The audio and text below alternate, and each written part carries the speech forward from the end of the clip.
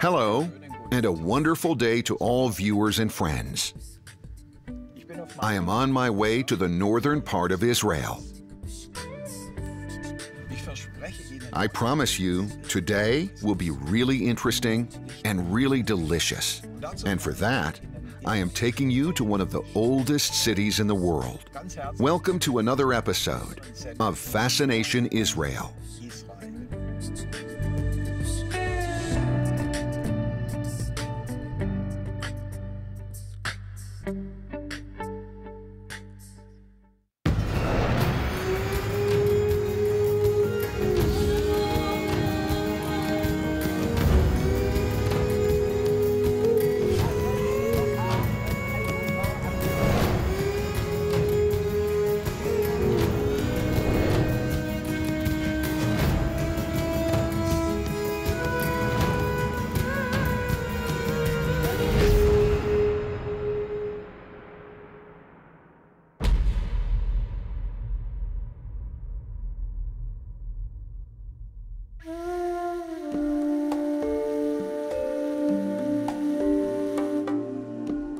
This is Akko, one of the oldest continuously inhabited cities in the world, with a history spanning thousands of years. The Israeli city has around 48,000 inhabitants today, of which about 32% are Arabs. A particularly religiously diverse city, as Jews, Christians, Muslims, Druzes, and Baha'is are all living here. Hence, Akko is known as a place of coexistence. However, in May 2021, massive riots by a radical Muslim mob took place.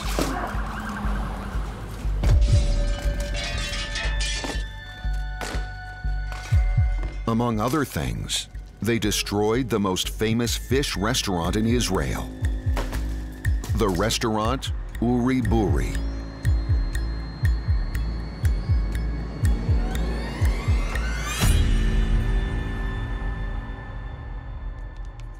Gottfried Bueller meets Uri Yeremias, also known as Uri Buri. Nice to see you. Thanks for your time. Welcome. I am very excited. This world-famous restaurant, now rebuilt and renovated, is beautifully located right by the sea.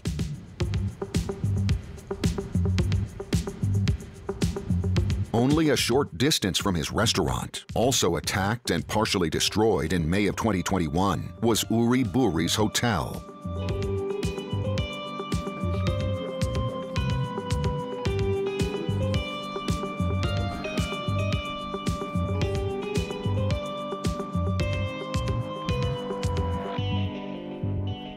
The Effendi is a classic boutique hotel of the absolute highest class.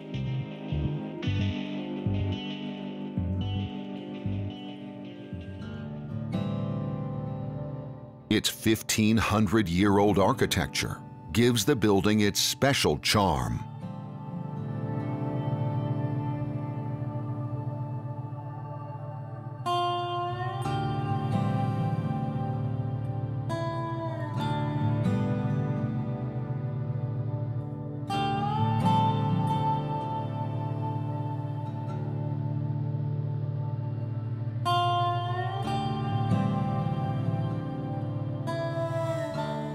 The rustic wine cellar, storing some delicious and valuable rarities, particularly deserves some special attention. This cellar dates back to the Crusader period. And over here, you can see remnants from the Byzantine period. We have 1,500 years of history here.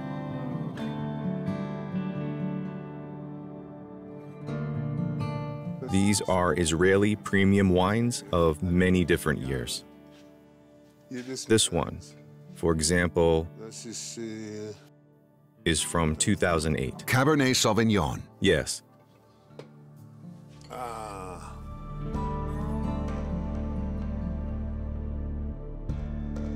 The oldest wine we have here is from 1988.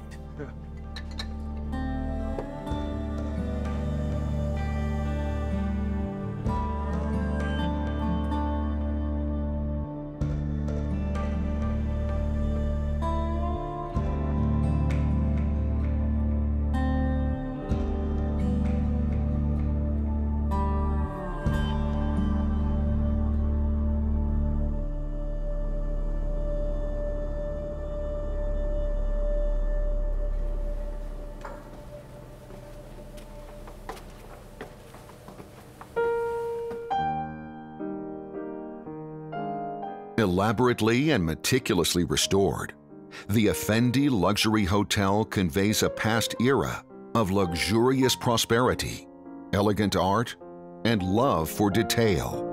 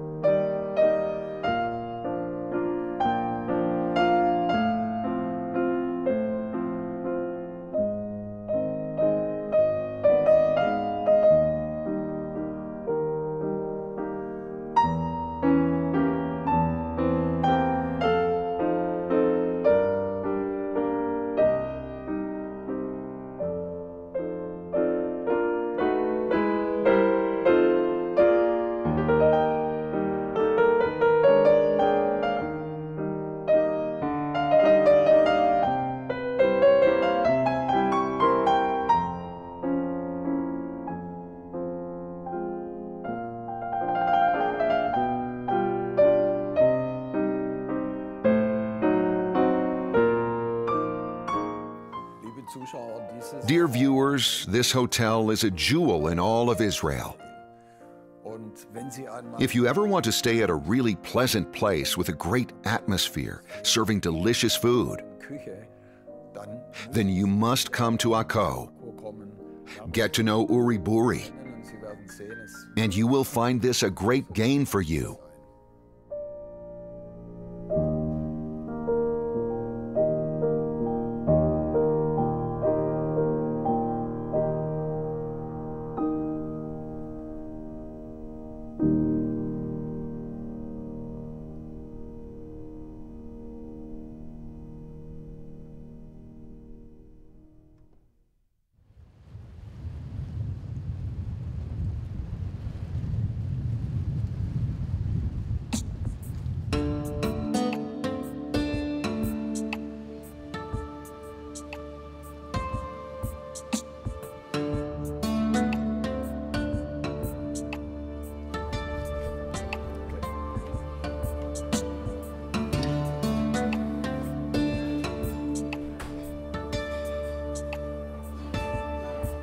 Uri Buri is of German Jewish descent.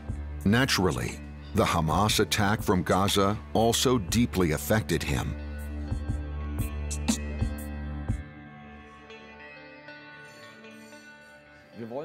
Let's first talk about October 7th, 2023. Where were you, and how did you experience this day? I was at home in bed. Got a call at 9 in the morning. It was a holiday, and we were expecting over 300 guests. The hotel was fully booked. Did you think initially it was fake news? No. It was very clear that it was a total disaster. Not understanding the scale of it,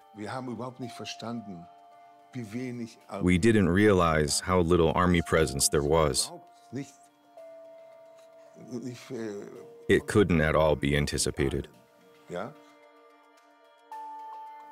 Also, it was very cleverly done.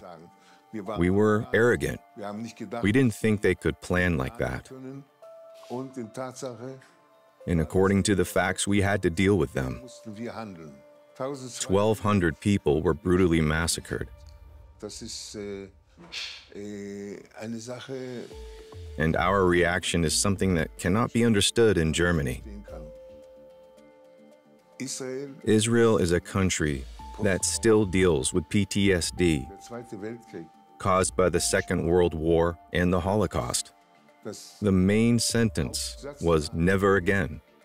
And here it comes again. There was great solidarity worldwide with Israel after October 7th, but also sympathy for Hamas. What did you think as a German Jew when you saw young people in Germany taking to the streets the very next day, showing solidarity with Hamas and chanting "Free Palestine"? They have no idea what they are doing. They have bought into certain phrases, like they say today, from the river to the sea, but they have no idea which river and which sea and what the matter is and what it means, because it means the elimination of Israel, and they take to the streets with that. I say, are you crazy? Don't we have children or what? Hamas, as well as all the countries around us, all these years have developed absolutely nothing. No economy, no agriculture, nothing, with all the money they got from all over the world. But at the same time, Israel, like a miracle, has developed the desert and the country, building up industry and everything else with it.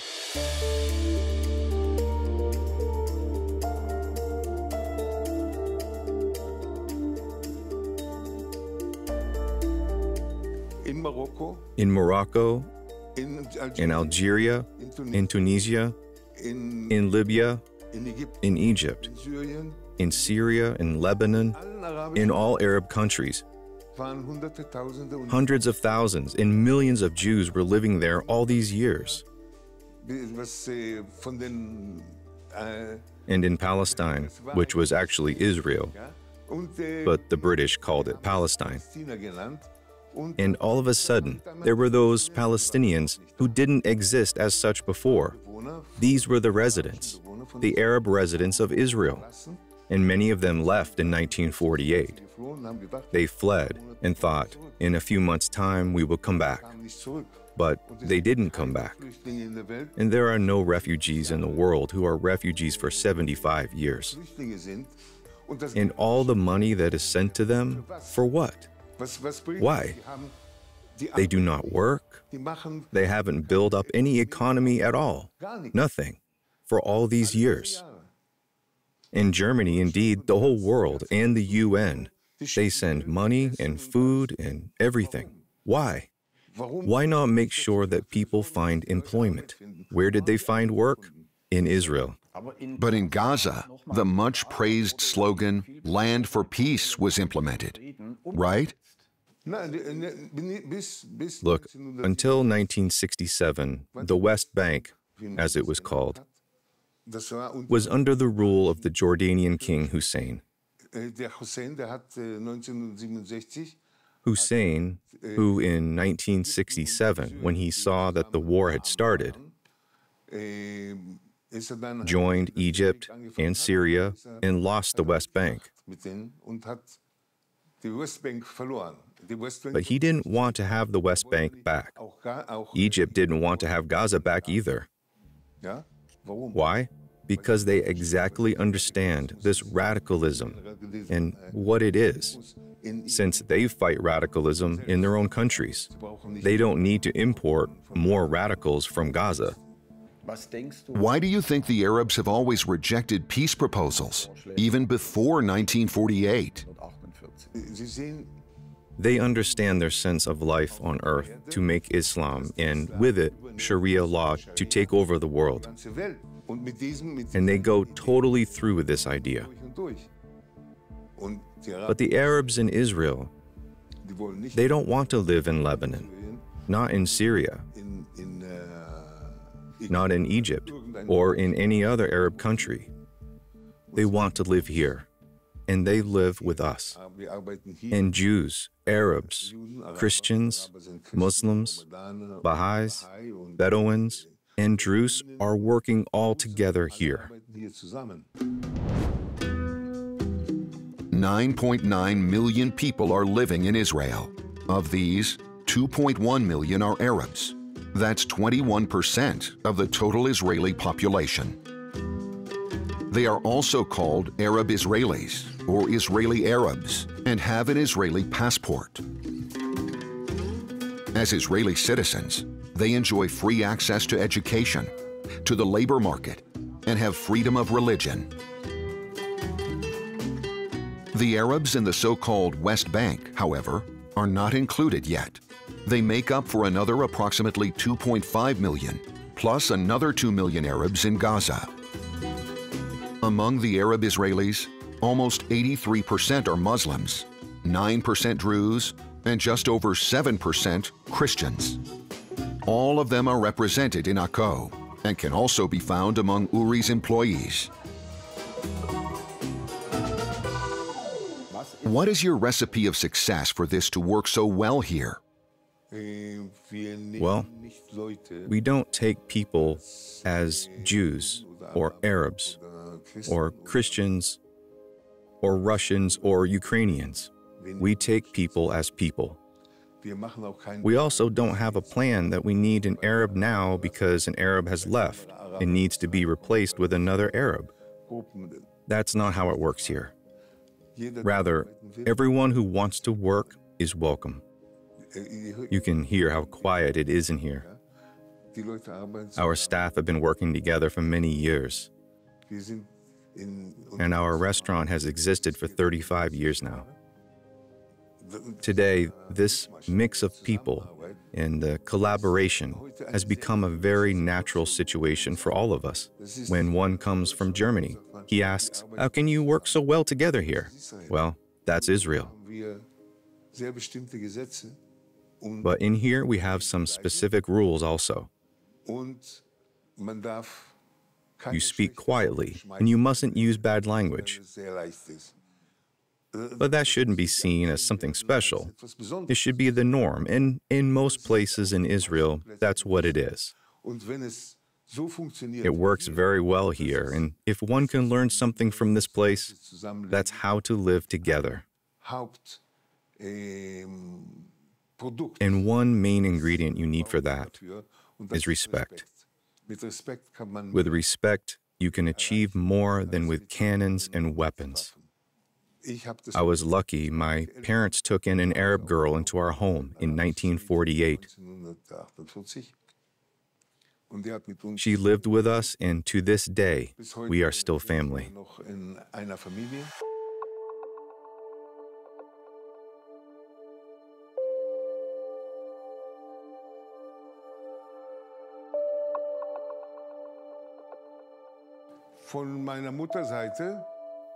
My grandmother and grandfather on my mother's side got married in Israel, called Palestine at the time. And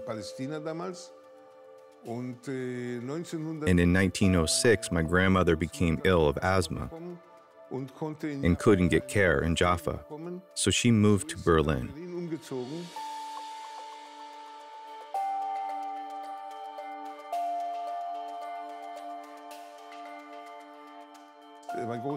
My grandfather was a Zionist. He went to visit every Congress in Europe. Every child turning 18 was to come to Israel to live with our father. So my mother came to Israel in 1929.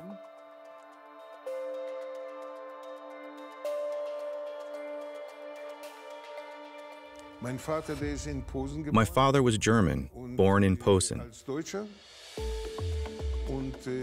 They came to Berlin as refugees. Then in 1930, he immigrated to Israel as a Zionist in order to build up the country. He started to work in a kibbutz in agriculture. Later, he was asked to come up with the agricultural plans for the new settlement in Nahariya.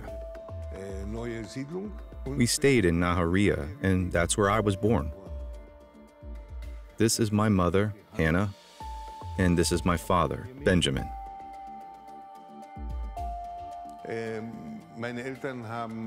At home, my parents took in many children who had lost their parents or families in the war and were left alone.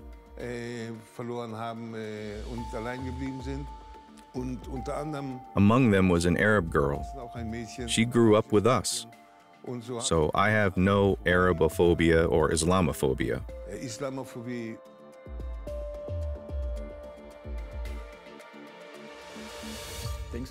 Do you think this has contributed to you having such a big heart?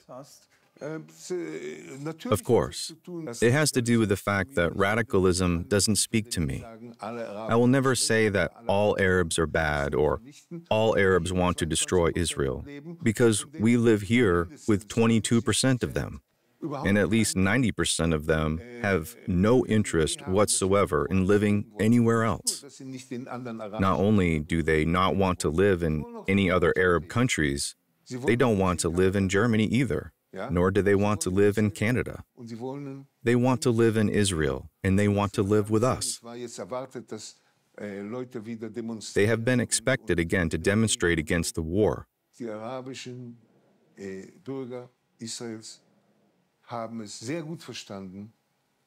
But the Arab citizens of Israel understood very well and expressed it very well that they want to be part of this country.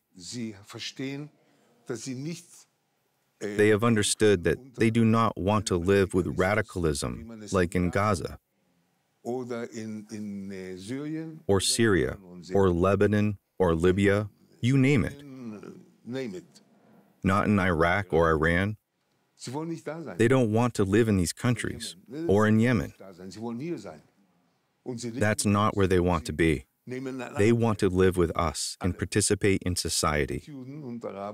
Jews and Arabs are living here side by side.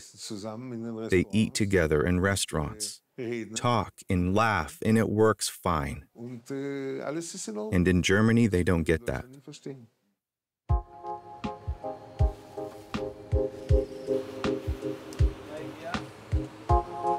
Fish.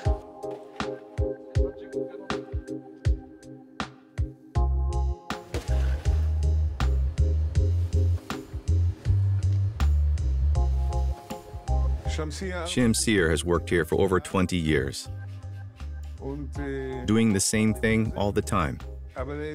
He is a specialist and knows all about fish. He makes sure I will only get fish that is tip-top.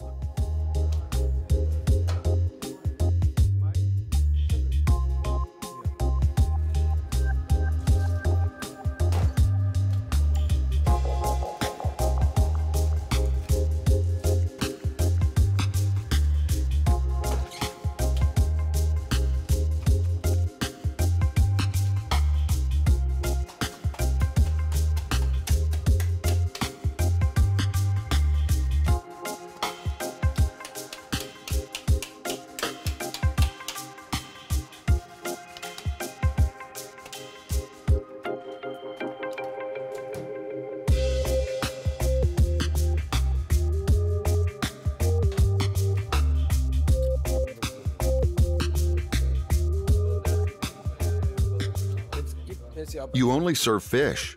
Where do you store all your fish? I have all kinds of fish here. We have croaker fish, tuna, catfish, barramundi, all kinds of different sorts of fish, and all cut into portions. And here we have baby calamari and certain types of shrimp. And these are all the vegetables that will be served today.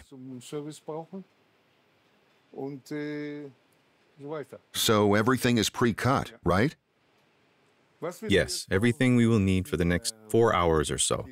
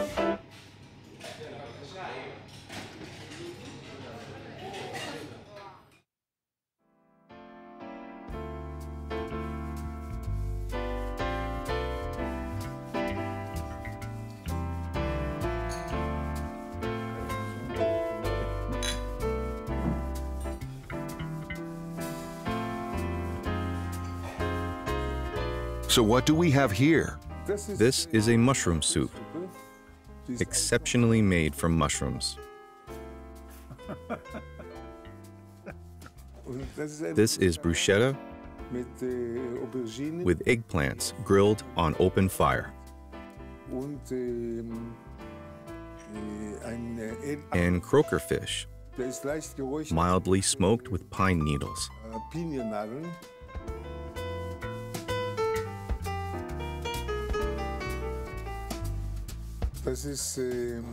These are scallops on Jerusalem artichoke mash and fresh spirulina algae. Let me show you how to eat it. Take it in one bite. This is the best way.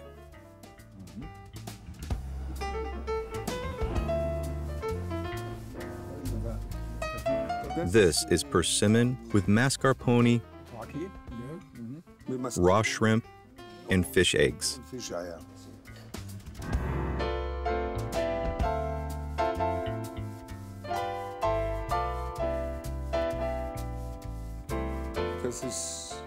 This is the wine. You can't get it on the market.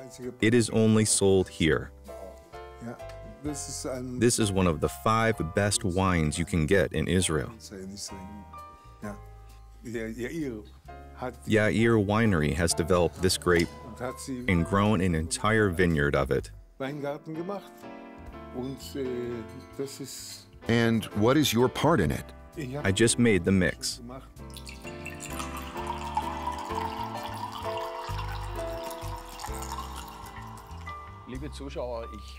Dear viewers, I find myself in a very unusual situation because Uri Buri has served a wine here with the name Pele, which means something like a miracle.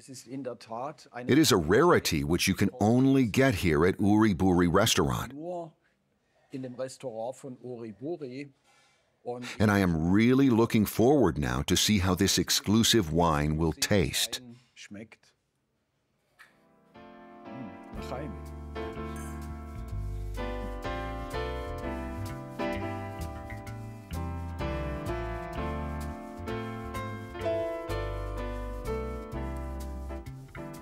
Fantastic!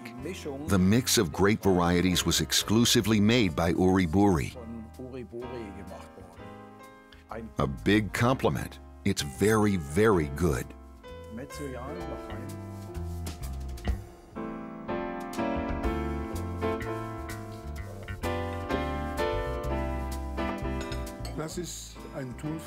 This is tuna with onions, garlic, hot pepper, olive oil, and yogurt. The yogurt complements the hot ingredients. The fish has only been grilled very briefly, which closes the outside skin. And if you bite it, the juice and with it the flavored aromas come out of the fish. In this way, the strong spices don't overwhelm the taste of the fish.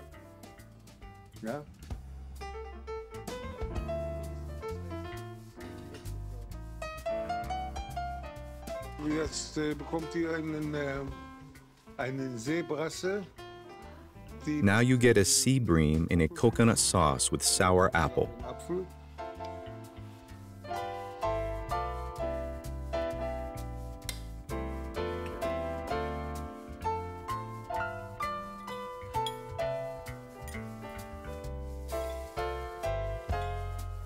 It really is very good.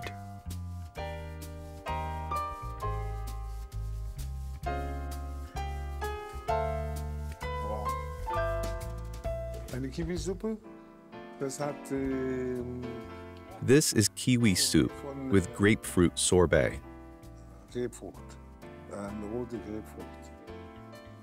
Kiwi soup with grapefruit ice cream.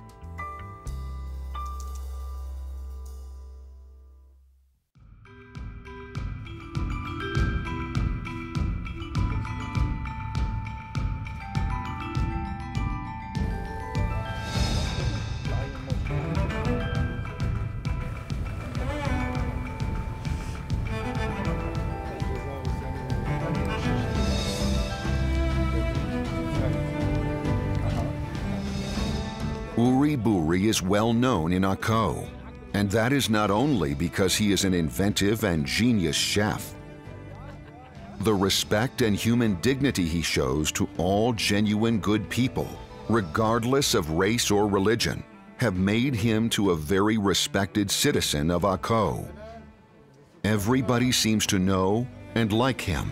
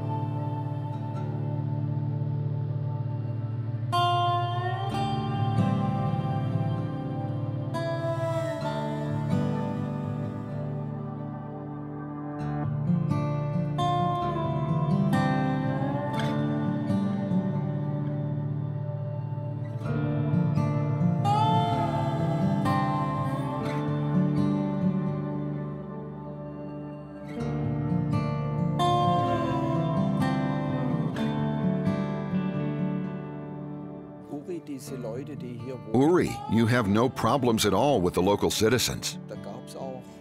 These are Arabs, mostly Muslims with whom you get along very well, right? As I said before, there are bad people everywhere. Jews, Arabs, Christians, Germans, French. There are bad people everywhere, but there are also good people everywhere. Many of the Israeli Arabs, and also a large part of the Jews, have now finally understood that they all have to make it work together because the radicals are leading them astray. Uri, what do the Arabs here say about October 7th? There are all kinds, of course. But the total majority want to live here and want to live together. But many of them are shocked. Many of the Jewish and Arab populations want to live together because they don't see another way.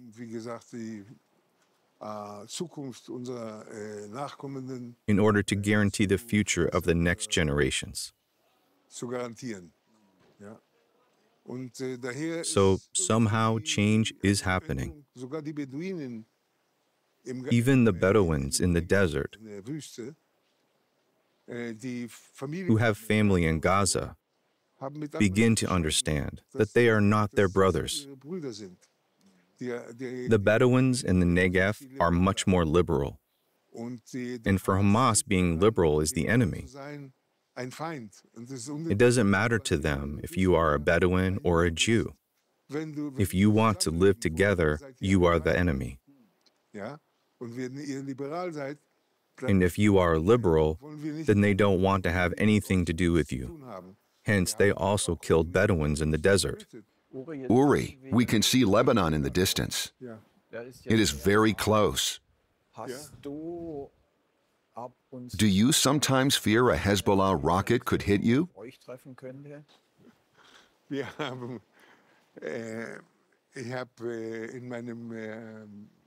At my military service, I was a bomb disposal expert for 30 years, and I am in the reserve now. So I have seen many rockets. And you are still alive. Yes, I am still alive. When I opened my restaurant in Nahariya back in the 80s, we had rockets every summer. During Easter and in the holidays in September, we always had a month of rockets. In Europe, this is also something which is not understood, that you don't want to live like that for a long time. If you want to have a future, you have to resolve these issues. And with normal people, you solve issues by sitting down and talking. But over there, there is no one to talk to, since Hezbollah has no interests of their own. They solely represent the interests of Tehran, which are the most radical of all. And the Houthis send rockets from Yemen to Eilat. They are all proxies, groups that have joined the most radical and act in their name. And in Germany, this finds support among the population and in the universities. And they think these groups are the great heroes. But you can't go on like that. You have to get back to common sense and to how it actually is.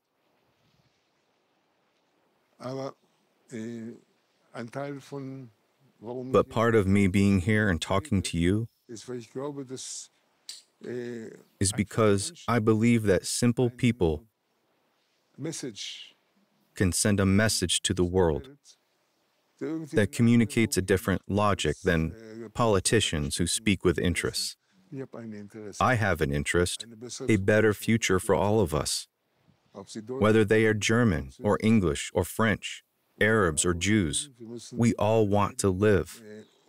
But above all, we have to be humans.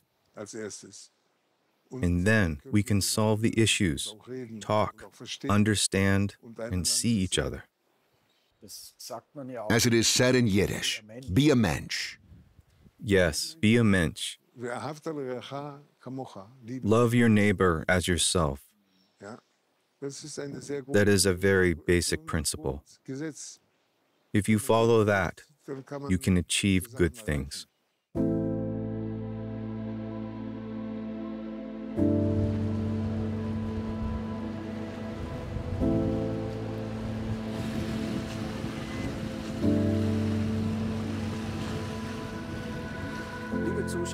Dear viewers, I promised this would be an exciting and delicious episode.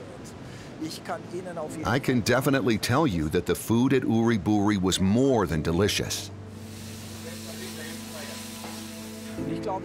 I think Uri Buri can be a great role model for all of us. He has not given up hope and still believes in peaceful coexistence here in Israel.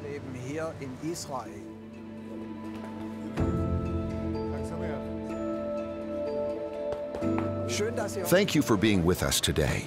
I say goodbye to you from Akko, from this beautiful Mediterranean Sea, with a heartfelt shalom.